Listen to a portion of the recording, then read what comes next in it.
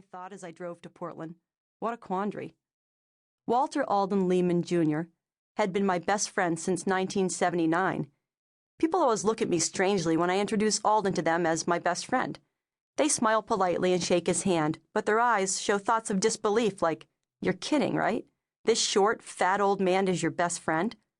I've been witnessing this reaction from others ever since the start of our friendship, and now feel compelled to explain what most folks regard as an unlikely pairing. Readers weary of books in the Tuesdays with Morrie mode can relax.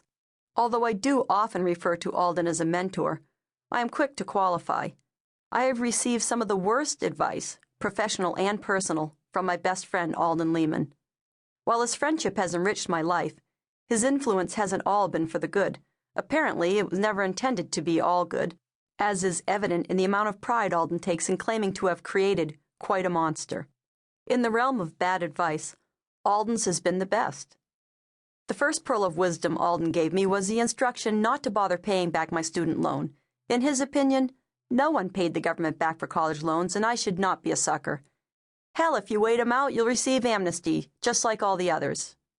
The only thing I received from the government was interest and penalties. Alden was at least consistent in his financial advice, urging me to treat American Express similarly. It cost me a small fortune to square with the IRS, and there's not a credit card company that'll touch me. Even the money store and credit for losers laugh when I apply. Alden's counsel for me in the personal relations department has not been stellar. How many times have I endured the following unsolicited recommendation? You have a lot to do in this lifetime, and you do not need a man dragging you down. You get too serious with some jerk, and he'll be like an anchor around your neck. And never get married until you're just too old to do anything else. In addition to receiving poor advice, I have learned most of my bad habits from my observations of and association with Alden. To his credit, Alden never set out to teach me to drink like a fish or swear like a pirate. Those attributes just sort of rubbed off during our many years of friendship. The many years began when, at the age of 19, I signed on as a crew member aboard Alden's sword fishing vessel. Commercial fishing was, at that time, a summer job to help pay my college tuition. I literally fished my way through school with Alden as my captain. Looking back 24 years, I am unsure whether my initial infatuation was with the captain or with the lifestyle of the blue water fisherman, but I don't suppose it matters much now. The first 8 years of my fishing career were in the employ of Alden, and he gave me my first shot at being a captain. I can say with confidence that Alden Leeman is one of the savviest fishermen, or boat people in general, that I've ever met in all my life, on, in, or around the water. I have learned more from my best friend than I have from anyone else from whom I've ever learned anything, and that's saying a lot, as I can learn something from anyone. Fishing, gear, seamanship, navigation, boats, rigging, all very important aspects of my education, but nowhere near as interesting as the life lessons Alden has unknowingly shared. And nothing is more fun for me to talk about than what I refer to as the incidental education bestowed upon me in my alliance with Alden. Perhaps one of the more poignant revelations that has come to me from our relationship is that there are quite a variety of bases on which to pin a friendship. The barometer for friendship covers a wide range.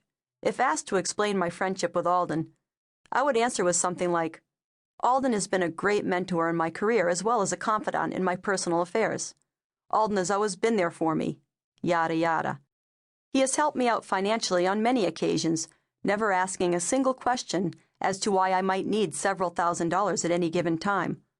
Alden, if asked the same question about me, would respond, Linda is my best friend because she's bailed me out of jail more than once and pulled me out of the ocean twice, too. Alden has not learned a single thing from me, nor has he ever asked for my opinion or for my advice about anything.